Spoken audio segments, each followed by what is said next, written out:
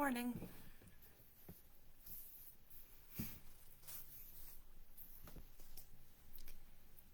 Good morning and welcome to this week's Learn with Lorna, episode 156, William Campbell's Diaries. My name is Lorna Steele-McGinn. I'm the Community Engagement Officer for the Highland Archive Service.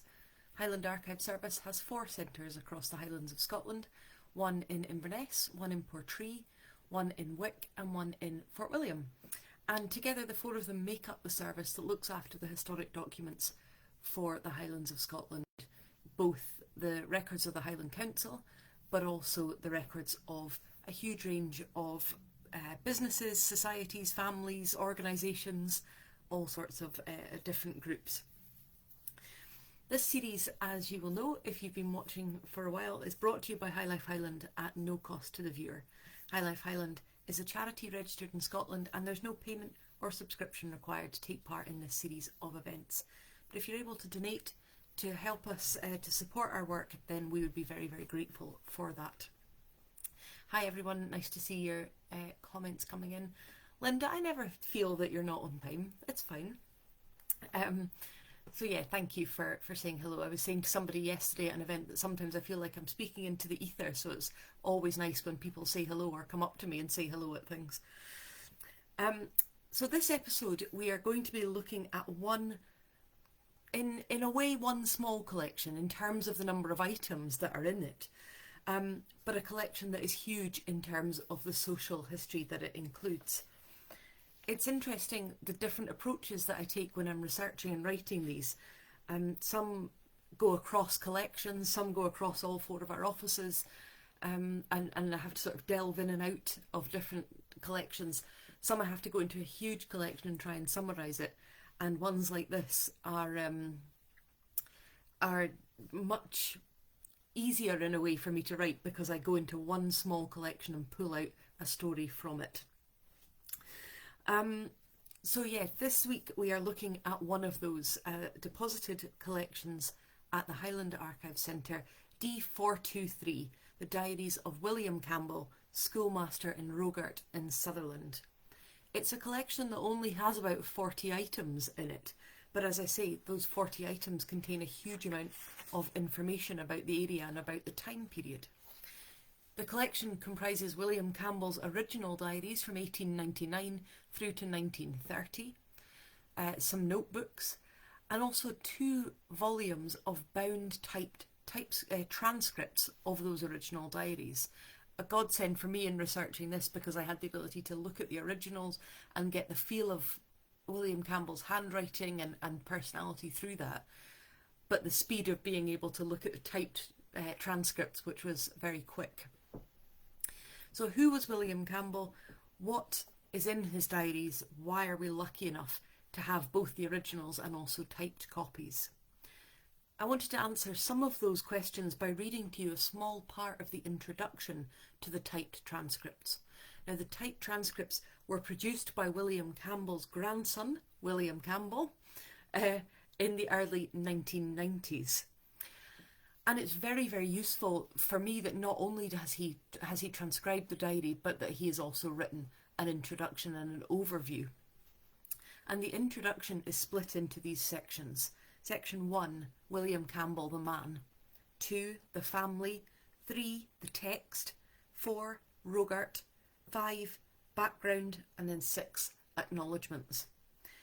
That then is followed, that introduction, by 2 huge volumes of typed diary entries, and after I finish speaking I'll share an image of the diaries so that you can see the extent of those typed copies. So I'll dip in and out of that introduction as well as using the original diary entries. So this is from that introduction, section 1, the man. This is the diary of William Campbell, Schoolhouse, Rogart. He was born in Durness in the extreme northwest of Scotland in December 1867 and died in Rogart on the 3rd of March 1930. At that date he had been headmaster of Rogart Public School for over 30 years and had become a loved and respected member of that small rural community in Sutherlandshire. William Campbell's life began in a way which marked him as a boy and a man who would only succeed through his own merits and determination. His mother, a domestic servant girl of 20, became pregnant by a man whose identity is not known. Cast out by her strict family, she took refuge with her grandparents, only to die of consumption when her son was only 2. The boy was reared by his aged great-grandparents, whose charity towards him he never forgot. A local schoolmaster befriended him and recognised his powerful intelligence and winning character. As a result, William Campbell found himself rescued from rejection and some obscure living and made his way into professional life. There must have been many days of cold, hunger and discouragement. Years later, when he was a happy family man enjoying an afternoon's outing to the seaside, he found himself reminded of the days when he would try and fish from the rocks at Durness, so hungry that he would have been glad of a dry oat cake. The diaries do not show that he ever returned to Durness. However, he kept in close touch with his mother's family. As she had been the eldest of her family, he had uncles of his own age, and he has had several great-aunts and uncles who survived long into his own lifetime. He goes on to describe how he erected a tombstone to the memory of those great-grandparents who had raised him. He gained a scholarship to study 1890 to 1893 at Murray House Institution of Education, Edinburgh, then, as now, one of the finest teacher training institutions in Britain. On graduation, he became a country schoolmaster, the career he was to follow with love and dedication for the rest of his life. He first taught at Durness when he was still a pupil, as a pupil teacher. Since some years later we find him referencing this. However, the greater part of his teaching life was to be spent in 2 places only. So we have the insight there into his difficult beginnings. He was an unplanned child, he had no father present, and he lost his mother at the age of 2. She was only 23 when she died. But clearly he was taken in by family members, but also someone who recognised ability in him. And he was supported to become first a pupil teacher, so an older pupil supporting younger pupils, and then a teacher. After he qualified from Murray House, he was sent to Nethybridge to teach between Granton and Aviemore, roughly about 30 miles south of Inverness. And here he met, and by all accounts fell utterly in love with Helen Russell Mackintosh, who went by the name of Nellie. And the two married and moved to Rogart. And Rogart is between Lairg and Golspie in Sutherland. And the couple would go on to have 3 sons. William Eric, who went by Eric, Hamish, who went by Hamie, and Russell in 1902. So he finds himself married with 3 sons. But let me share with you again from the introduction to the diaries, what happened next. And you'll see, hopefully, why I'm using the introduction so far to give an overview before I go in to delve into his own words. It was a very happy marriage. Nellie was talented, an excellent pianist and singer who in every way complemented her husband's intellectual interests. From that time we have only 1 diary volume, running from very soon after Eric's birth to June 1900. The first entries concern Eric's christening, for which the family went back from Rogart to Nethybridge. The tone of this isolated diary volume, separated from the next extant volume by 7.5 years, is in many ways subtly different from the others.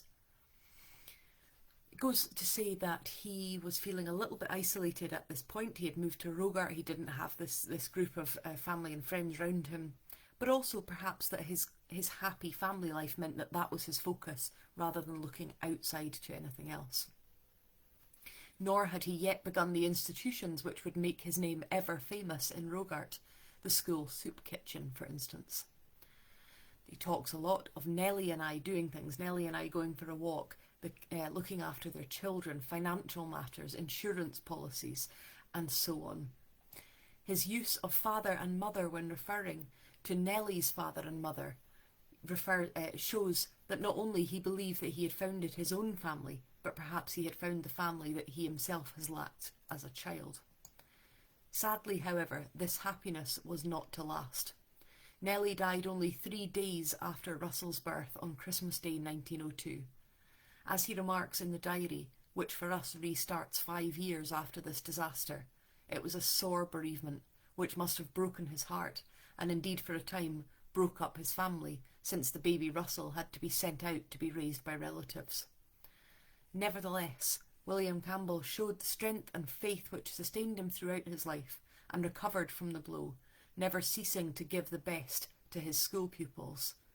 We may also guess that he sought to forget his grief by intensifying his hobbies, his farm work, and it is probably also significant that the school soup kitchen, which was to occupy a lot of his time for the rest of his life, started at the time that this happened. By 1905, his family had recovered, and he remarried to Annabella Stewart Black, Bella, a cousin of Nellie's, and it seemed that they did not expect to have children, but on a summer's day in 1910 were delighted and astonished by the birth of their daughter Agnes, who went by the name Gag. This was also a very happy marriage, but one does not get the impression that there was ever the instinctive joy that he had shared with Nellie. Nevertheless, Bella was an excellent and much-loved mother to the 3 boys, as well as to her own daughter, and they remembered them all. They remembered her as the only mother they had ever known. And I thought that was probably the story of so many people over the centuries, of those highs and lows and the loss and the impact that has. So now we know a little bit more about William Campbell's story and what had happened to him. And so from here we can go into the diaries with that information to find out a bit more. So what do we find in these thousands of diary entries? Well, first of all, as you would expect from a diary, we get an intimate look into one person's life. His loves, his passions, his activities, his thoughts, his hobbies. So let's start there with a glimpse at that one person before we come to look at what else the diary tells us. The diaries show a man with a passion for hard work and a conviction of the importance of education, and also references to that soup kitchen, a passionate awareness of the need for children to be well nourished in order to learn. And that's something that we've seen so much in the news over the last few years, that children who are not nourished, who are not well fed, can't concentrate, can't study. He records the attendance figures for the school in his diary. On the 15th of January 1908, he says, attendance very good, 64 out of 70. Interesting, when I was speaking yesterday to Inverness Local History Forum, one of the people I was chatting to was talking about this, doing this talk today, and he said, oh, I wonder how many pupils there must have been. Rogart's just such a small community. And I said, well, yeah, but at the time he was there were 70 pupils in the primary school, which is quite amazing. So he talks about the attendance. I mentioned that he strove to ensure that poor nourishment wasn't a barrier for those children. So he talks in his diary about the soup kitchen, reaching out to the wealthy, including the Duke and Duchess of Sutherland, for support. And the diary is full of entries of people dropping off boxes of groceries that could be made into soup, and references to the lady that made the soup for the soup kitchen, because he felt that children who had to walk to school and then have nothing to eat all day wouldn't be able to function. He taught those 70 pupils the usual subjects, but he also notes in his diary references to teaching Gaelic classes, woodwork, music and Sunday school. The diaries record his pride in the pupils' achievements. So for instance, this entry here, Friday the 24th, a fine day, attendance less today owing to the scholars' treat tonight. Usual work and drawing and recitation and drill. Mary Grant and Jeanie Murray Davach called to go through their song. Hall filled. Everything came off most satisfactorily. Colonel Menzies chairman, Mr. Pirrie opened with the 100th Psalm, etc. Scholars did very well and looked so nice and so tidy when dressed up. It was 15 minutes or so after 7:30 before the tea was ready. That entry finishes, my toe is still incredibly painful. I've had to cut out the toe of my boot to be able to walk. In a later entry, he talks about taking the senior pupils botanising, walking around the falls, gathering plants, recording the plants and the flowers that they were discovering. So it's really clear through the diaries that William Campbell cared for his pupils. And perhaps there's no entry that better illustrates this than an entry in September 1910, where he records the following. Tuesday the 6th, a good dry day. In the morning, Mrs. Fraser told us the very sad news of the death of Jessie Peary, one of my scholars in Standard 3, by diphtheria at about 9 p.m. last night. I feel this very much and greatly sympathise with Mr. Peary. I wrote to him a letter of sympathy. And then the next day, and it's noted that the original diary is smudged with tear marks. There's drops of tears on the page. And he's writing on that page, a nice dry day, got ready for the funeral of Jessie Peary, which was to be heard at 10 a.m, but was in fact at 12 noon. I felt it so very much, to think of this promising, bright, cheery, dear lassie of 9 years, cut off so early by the fell disease of diphtheria. He goes on to record everyone who attended the funeral. And it's just quite striking to think of one of my great frustrations, I've maybe mentioned this before, is this feeling that people in the past weren't really bothered about losing people. They didn't really feel death in the same way. It's evident there that that's not his own child, but it's a child he has been invested in over the years, and that he's devastated at her loss. So William Campbell cared about the pupils, he cared about learning, but what I found extraordinary, absolutely extraordinary in looking through these diaries, was how much he strived to learn himself.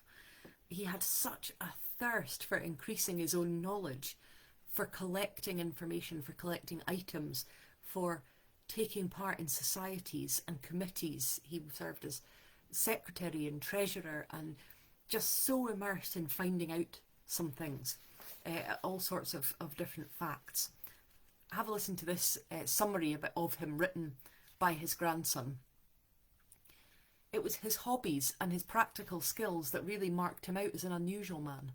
William Campbell was one of those people who prepared the ground for the technology-based life we lead today.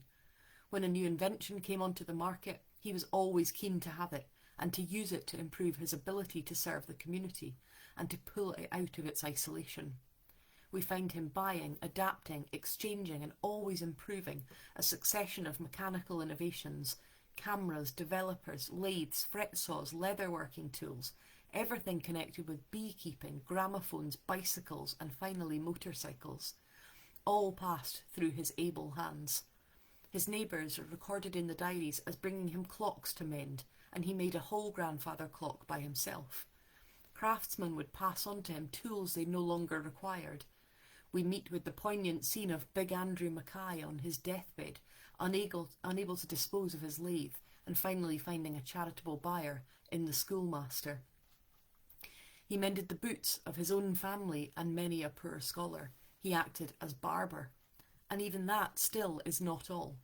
Throughout his life he was attracted by the strange, the ancient and the curious. The chairman of the school board, Colonel Menzies, must take responsibility for starting his passion for curios. For himself, he bought his passion for curios, especially ancient Scots artefacts. He bought and searched widely. He bought things for himself and also for a museum which he formed for the school. Unusual people, too, were there for him to approach and to learn their histories. And that I found really interesting. So that reference there to the fact that he would kind of track down interesting people and chat to them and learn from them is absolutely evidenced throughout the diary. So have a listen to this extract. Wednesday the 22nd. Attendance good. A mild day. No sunshine. 2 pupils brought me snuff horns to show. Katie Sutherland Kildrain took her grandfather's, and he's drawn it in the diary. A cork lid and a bit of leather to pull it out, not polished. J. Murray, little Rogart, brought one like a goat's horn, unpolished with a brass lid, which belonged to William Ross, brother of George Ross of Achnagarran. Got a brass snuffer from Mrs. Murray, a box of flint knives and arrows, and 3 socketed and 1 flat celt, sent to me on approval by Wells in London. Also bought a spearhead of bronze, small and cracked. Nurse Oliver called in with a box of oars for me to show the scholars. ORES. So you really get that, and it's like that throughout the diary, the lists of things that he has purchased from dealers, from antique dealers, from shops, from markets, from all sorts of things. It's just like a thirst of fascination of things that he wants to know more about. And I mentioned there that he was interested in people, that people that were there for him to listen to. So this extract here. Sergeant Mackenzie called in. He stayed about half an hour. Sergeant Mackenzie was 22 years in the horse artillery. He went to America in 1861 at the time of the war between the northern and southern states. He said 2 British prisoners were taken by the states and they refused to liberate them. Then 36,000 British troops were sent and the 2 prisoners were liberated before the arrival of British troops. He landed at St. John's, New Brunswick, and went by sledge to Quebec, and then to Montreal, and then to Kingston without much rest, and at times with little food. He showed me a nice small silver snuff box presented to his father, John Mackenzie, in 1851. He said he gave the snuff mull his father had to his sister. He said it was a silver-mounted one of the usual curled type. He said he would inquire for it, because I said I should very much like to get one of that kind. So you just get the idea that someone has just popped in and he's gone, tell me all your life story, but also I'm going to remember it and I'm going to write it all in my diary. This is a brilliant one from January 1900. A nice day, fresh but cold. We were both at Caudrain's service at 3 p.m. Mr. Baum, a Russian Jew from Libo near Memel on the Russian side, was in. So he's noted in his diary that he's met this Russian Jew, but then he says, I got him to go over a lot of pronunciation. So he mentions this several times. Anytime he meets anyone who is German, who's French, who's from a different country, he sort of ties them down to going, let me go over my pronunciation, my language, let me understand more. He gets this man to write in Hebrew on the side of his diary. He goes on to describe how this Russian Jewish man had tea with us. He said he had a brother in Glasgow making cigarettes and a brother in Leven. They left to escape conscription. Age at which conscription is required is 21, 4 years service. He would never go back, as would be punished for not serving. Saw steamers for breaking ice working, sleighs used for 3 months. In some cases one escapes conscription by paying £30 to the official and £10 or so to a doctor to certify not fit for service. Then the neighbours become jealous of one escaping and threaten to report if £10 or so is not also paid to them, and this is very often done. Diet. So he's even recording what the man's experience of diet had been. Tea without bread, eggs, bread, butter, etc. Herring taken raw, skinned, with vinegar on, cut into small pieces and taken with onions. In conscription, hardly any pay. A sergeant, around 2 shillings a month. Badly fed in Russia. Cabbage cut and stored in barrels and pressed, and boiled with inferior meat and black bread of inferior quality. Had to pay £2 or £3 for education for 6 months. If poor, got it free. Hebrew taught in schools, not spoken, like Latin.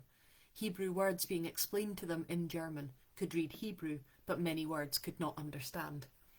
So you get the feeling that he's trying to jot down as much as he can, as quickly as he can, so that he doesn't lose the stories that he's gained. You get a real sense, like I say, of someone trying to absorb information from every possible source. William Campbell travelled frequently. And I say that in a way that makes sense at the time. I don't mean he went on huge foreign holidays, but he travelled to Inverness, he travelled to Glasgow, he travelled to Edinburgh. And on one trip to Edinburgh in 1908 to visit the Scottish National Exhibition, he records his absolute delight in meeting a French and an Austrian man on the train. And this gave him the chance to practice his French and also to point out to them on the train journey down the history of Ruthven Barracks, of Culloden Battlefield and various other sites of interest. And his delight only grew at the exhibition, where he spent a lot of time in the Senegalese section, both speaking French and listening to the other African languages and dialects being spoken. He talks about going through this village of different sections in the exhibition and meeting Turkish people, Armenians, Egyptians and Arabs, and the satisfaction he got in watching all these cultures. He then records walking through the streets of Edinburgh, looking at archive material in the city chambers, including letters by Burns, letters by Mary Queen of Scots, and a copy of the Covenant. And then in 1912, a trip to Glasgow gave him the chance to witness another massive part of Scottish history. Went to Rothesay by the Benmore 1:30 p.m. Greatly enjoyed seeing the shipping and shipbuilding yards. The immense liner whose keel we saw being laid last year has its hulk now in an advanced state. It is said to be the largest vessel in the world. Saw 2 large warships well advanced, building also 2 or 3 almost completed battleships. He then says, as they go to Greenock, we overtook the Hesperian, which was crowded with passengers for America. Going down alongside and quite close to her, we could easily speak to them and see their faces quite distinctly. Great waving of handkerchiefs. 2 tugs with Hesperian. We then left her, but she came up to us at Greenock, where a tug took even more passengers on board of her. It was very fine and striking sight to see the great liner with all her decks crowded with young and old passengers. He then talks about going back into Glasgow and says it was an enchanting sight to be coming up the Clyde at night, seeing rows of lights, electric. We walked back. I had a letter from Bella and 2 pairs of socks from her. It's a far cry from what you might think of as a small life in Rogart, the experiences that he sought to gain and to bring on himself. And if that wasn't enough, William Campbell was an accomplished musician. He records in his diaries singing and playing the violin, playing the pipes and playing the accordion. He was a smallholder.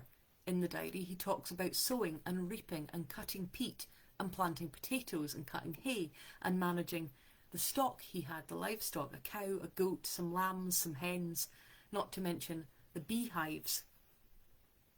His other great passion that comes through in his diaries is his faith. There are references throughout to Bible verses that have sustained him through his life, to attendance at church, to the comfort that God brought to him, and this is a great example of that. Sabbath. A coldish, breezy day with some showers of snow.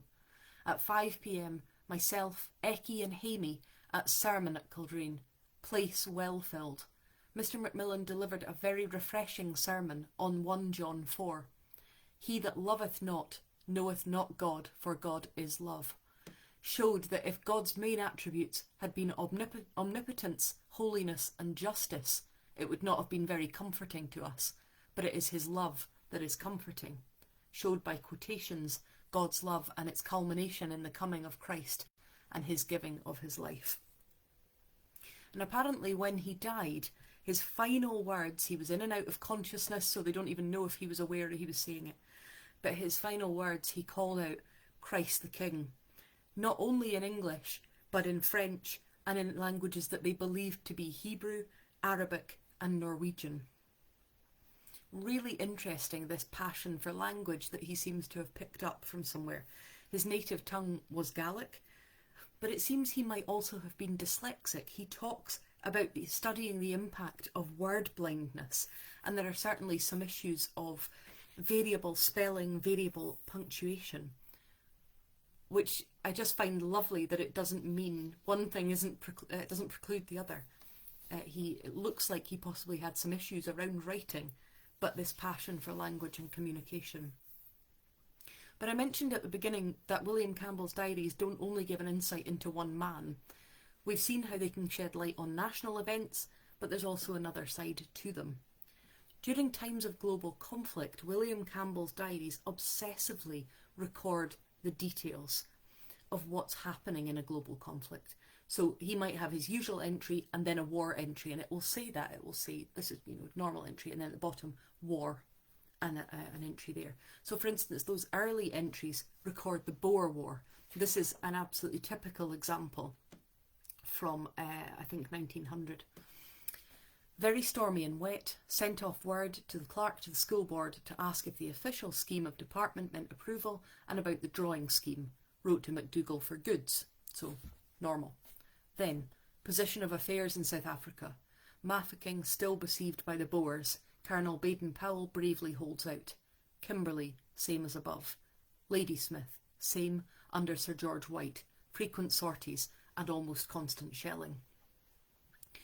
So that real interest in what's happening elsewhere, and that habit of recording conflict reappears with a vengeance in the years of World War One.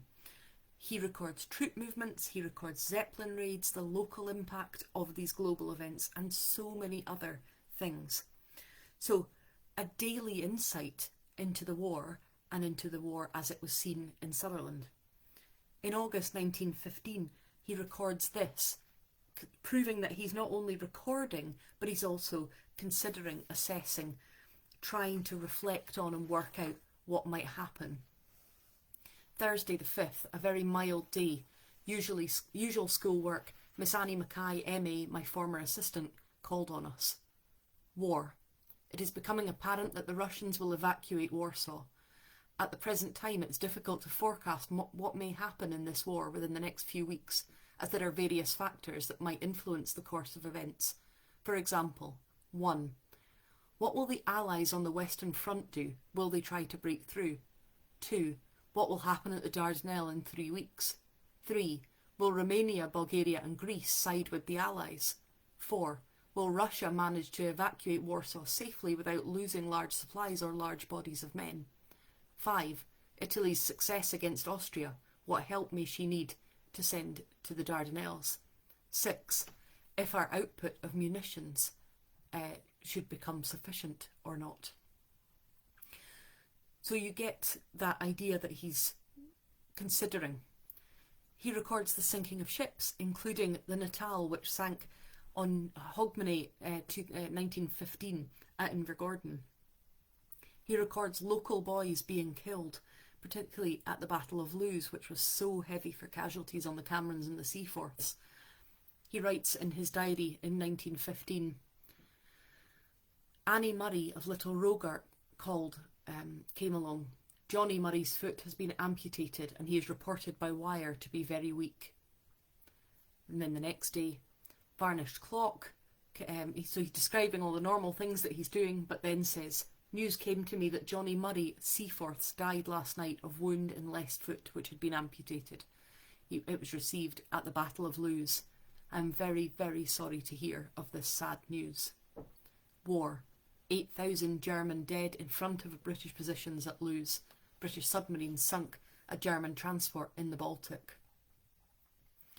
He goes on through the next day to say, Bulgaria has attacked Serbia, Russia to help Serbia, Russian victory in the southeast, quietness on the front, British submarine sank 4 steamers. And then on the following day, the 14th, a fine day, cleaned my overcoat, cleaned my raincoat. The remains of Johnny Murray came by the morning train today, went to meet them up the Manse Brae. His age was 19. 3 beautiful wreaths on the coffin, sent by Lord Rosebery, the matron and nurses, and the workers on the Dalmeny estate. I couldn't refrain from tears when I met the body. On the 11th of November 1918, as you might expect, his diary records the end of the war. But what I found fascinating was that he still did his normal entry of what he was doing, and then underneath war. Word came that Germany accepted peace terms of allies. German gunfire at an end. 4 kings abdicate on same day. Republics proclaimed. Kaiser and Crown Prince abdicate. Going forward into the mid-1920s, another major event appears. 3rd of May 1926, coal strike on and threatened strike of other trade unions, railways, etc. tonight. And then on the 4th of May, the Great Strike is now on, and I hear that the trains are not running. And in the end, on the Great Strike in 1926, over 1.7 million went on strike against wage reductions and poor conditions, and many of those were sympathy strikers who were not in the affected industries, but who felt sympathy for them. William Campbell would die just 4 years later in 1930 at the relatively young age at the time of 62. The transcribed diaries end with some obituaries and some letters that he had sent, and I wanted to round off by sharing one with you. That was an obituary published in the People's Journal in March 1930. Rogart teacher's passing, fine record of service. It was with feelings of great sorrow that the announcement was received of the passing away of Mr. William Campbell, headmaster at the schoolhouse, Rogart. Mr. Campbell was born in the parish of Durness over 60 years ago. He studied in Edinburgh for the scholastic profession. About 33 years ago, he came from Nethybridge Public School, where he was assistant, to the headmastership of Rogart Public School. During all these years, he unsparingly devoted his talents to the furtherance of the educational interests of the rising generation. He ruled by love, and it is fair to say that every pupil who passed through his hands realised that the master was deeply interested in him personally. Those who left the parish to fight their way in life and returned on a visit never failed to visit him. The bond of affection was deep and lasting. As a real Highlander, he had a thorough knowledge of the Gaelic language and was successfully prepared many pupils for the Gaelic test in bursary competitions. His practical interest in the welfare of children was manifested in his inauguration of the Rogart Soup Kitchen Fund, of which he was secretary and treasurer, and which proved of the greatest benefit during the winter months. In his spare moments, his hobbies were botany, geology, and collecting of antiquities. A Sabbath school teacher and a member and elder of the United Free Church, he rendered quiet but valued service. By successive school boards and the Education Authority, his services were highly valued. But above all, Mr. Campbell will be remembered for his fine, humble Christian spirit, his kind and lovable disposition, his unfailing courtesy, and his broad-mindedness in his dealings with his fellow men, and his love for the bairns under his care. His family life was all that could be desired, and he was an example to all men. Lovely obituary, I think. The typed copy of the diary finishes with these words written by William Campbell's grandson, Bill Campbell. I hope that by this transcription of his diary, I have in some way paid my own debt to that wonderful man who I never knew. I hope that you've enjoyed hearing a little bit about William Campbell and the amazing diaries. I will share a picture to show you the extent of those typed copies. But I hope that that has been interesting to you and just brought to life another person who left us nearly 100 years ago. I hope you can join me next week. I'll be looking at stories from Dingwall, a whole mixture of different records to look at for that one. So I hope you can join me for that. Thank you for joining me for today, and thank you again to all of you who I've seen over the last few days at events and things. It's really just so nice to chat to people, so thank you. A reminder that this series is brought to you by High Life Highland at no cost to the viewer. High Life Highland's a charity registered in Scotland, and there's no payment or subscription required to take part in this series of events. If you're able to donate towards our work, then we're really grateful for that. Thank you.